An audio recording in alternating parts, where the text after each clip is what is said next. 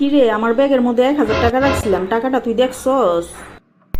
তোর ব্যাগের টাকা আমি দেখবো কই থেকে? আমারে কি চোর মনে করছো যে আমি চোর তোর ব্যাগের থেকে টাকা চুরি করে নিছি? এই যে পড়লো কথা সবার মাঝে, যার কথা তার গায়ে বাজে। এবার বুঝছি তুই আমার টাকাটা চুরি করছস। দে আমার টাকা ফেরত দে। আমি তোর টাকা নেই নাই।